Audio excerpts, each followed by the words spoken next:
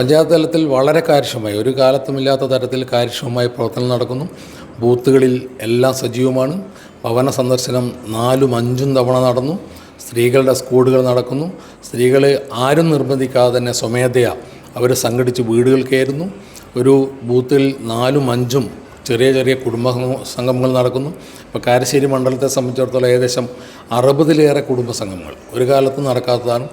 ഇന്നേ വരെ നടക്കാത്ത കുടുംബസംഗമം നടക്കാത്ത 132 പോലെയുള്ള ആദിവാസി മേഖലയിലുള്ള പ്രദേശങ്ങളിൽ പോലും വലിയ പങ്കാളിത്തത്തോടുകൂടി കുടുംബസംഗമങ്ങൾ നടക്കുകയും വലിയൊരു മുന്നേറ്റം ഉണ്ടാകുകയും ചെയ്യുന്നു. 6200 വോട്ടായിരുന്നു കാരശ്ശേരിയിലെ കഴിഞ്ഞ ഭൂരിപക്ഷം.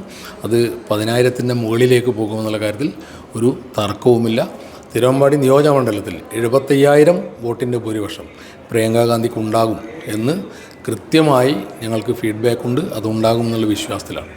വയനാട്ടിലെ ജനങ്ങളെ സംബന്ധിച്ച് ഇതൊരു പ്രതികാരത്തിനുള്ള സമയം കൂടിയാണ്. 2019 തങ്ങൾ തിരഞ്ഞെടുത്തയച്ച തങ്ങളുടെ പ്രിയപ്പെട്ട രാഹുൽ ഗാന്ധിയെ കള്ളക്കേസിൽ കുടുക്കി അയോഗ്യനാക്കാനും താമസിക്കുന്ന വീട്ടിൽ നിന്ന് വരെ ഇറക്കി വിടാനും തയ്യാറായ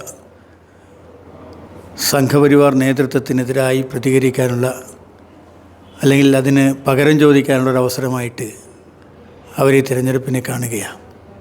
രാഷ്ട്രീയത്തിനതീതമായി തന്നെ, ജാതിമത ചിന്തകൾക്കതീതമായി ഒരു ആവേശകരമായ മുന്നേറ്റമാണ് വയനാട് ലോക്സഭാ മണ്ഡലത്തിൽ നമുക്ക് കാണാൻ കഴിഞ്ഞത്.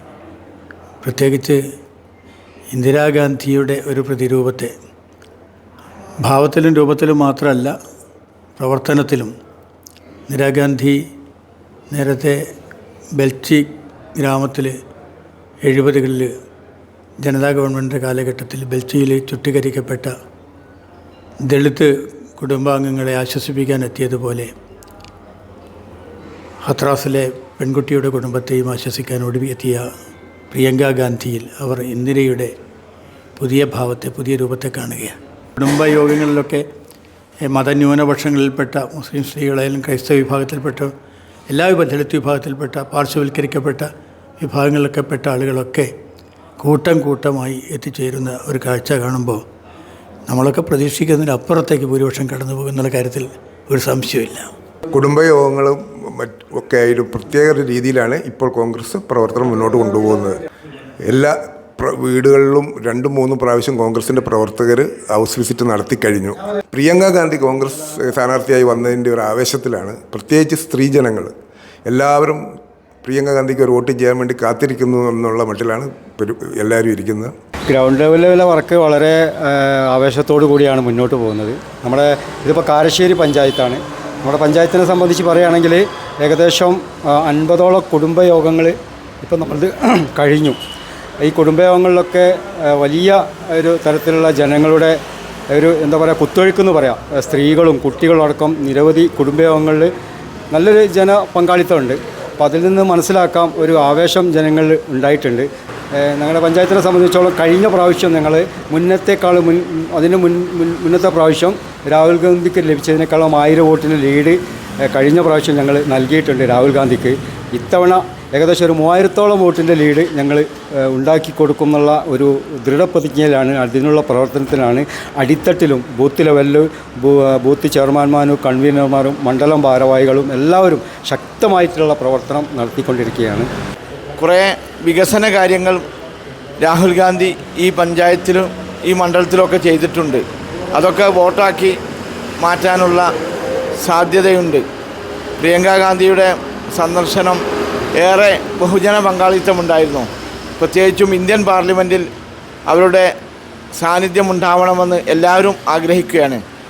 ഏകാധിപത്യ രൂപത്തിലുള്ള മോദിയുടെ പ്രവർത്തനത്തിന് തടയിടാൻ ജനാധിപത്യ രീതിയിലുള്ള ഒരു പ്രവർത്തനം നടത്താൻ വേണ്ടി പ്രിയങ്കാ ഗാന്ധി കൂടി അവിടെ എത്തിയാൽ ഇന്ത്യൻ നാഷണൽ കോൺഗ്രസിനും ഇവിടുത്തെ മതേതര ജനാധിപത്യം ആഗ്രഹിക്കുന്ന ജനങ്ങൾക്കും വലിയ പിന്തുണയാകും.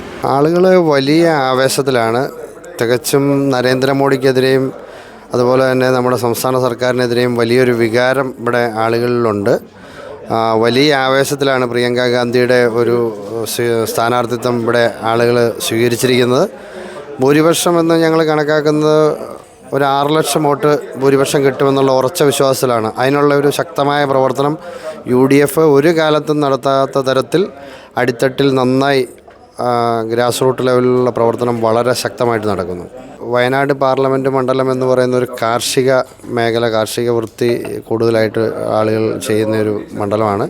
പ്രത്യേകിച്ച് കാർഷിക മേഖലയ്ക്ക് ഇവിടെ ESA ഇല്ലെങ്കിൽ ബഫർ സോൺ, വന്യമൃഗാക്രമണം, ഇങ്ങനെയുള്ള ഒട്ടനവധി ഗുരുതരമായ പ്രശ്നങ്ങളൊക്കെ ഉണ്ടായിരുന്നു. രാഹുൽ ഗാന്ധി ഇതിലെല്ലാം വളരെ ശക്തമായി പാർലമെൻറ്റിൽ ഇടപെട്ടിട്ടുണ്ട്. അല്പം പോലും കുറയാതെ ഇവിടെ പ്രളയം വന്നപ്പോഴും നിപ്പ വന്നപ്പോഴും എല്ലാ ദുരന്തങ്ങൾ വന്നപ്പോഴും അതിശക്തമായി ഈ സംസ്ഥാന ഗവൺമെൻറ്റൊക്കെ ചെയ്തതിലും ഒരുപാട് വലിയ ഇടപെടലുകളും അന്ന് കൊറോണയുടെ കാലത്ത് ഒരുപാട് മരുന്നുകളും സംവിധാനങ്ങളും എല്ലാം രാഹുൽ ഗാന്ധി വളരെ സജീവമായിരുന്നു. മണ്ഡലത്തിലേക്ക് എത്തുന്നത് കുറവാണെങ്കിലും രാഹുൽ ഗാന്ധിയുടെ പ്രവർത്തനങ്ങൾ ഇവിടെ അടിത്തട്ടിൽ വളരെ സജീവമായിരുന്നു. വളരെ നല്ല രീതിയിൽ ശക്തമായ പ്രവർത്തനമായിട്ടാണ് UDF മുന്നോട്ട് പോകുന്നത്. വലിയൊരു ആവേശം പ്രിയങ്കാ ഗാന്ധി ആയതുകൊണ്ട് തന്നെ വലിയൊരു ആവേശം ഈ കാരശ്ശേരിയിലാണെങ്കിലും വയനാട് പാർലമെൻറ്റിലാണെങ്കിലും വലിയൊരു ആവേശമുണ്ട്. പ്രിയങ്കാ ഗാന്ധി എവിടെ വരികയാണെങ്കിലും അവിടെയൊക്കെ വൻ ജനക്കൂട്ടമുണ്ട്.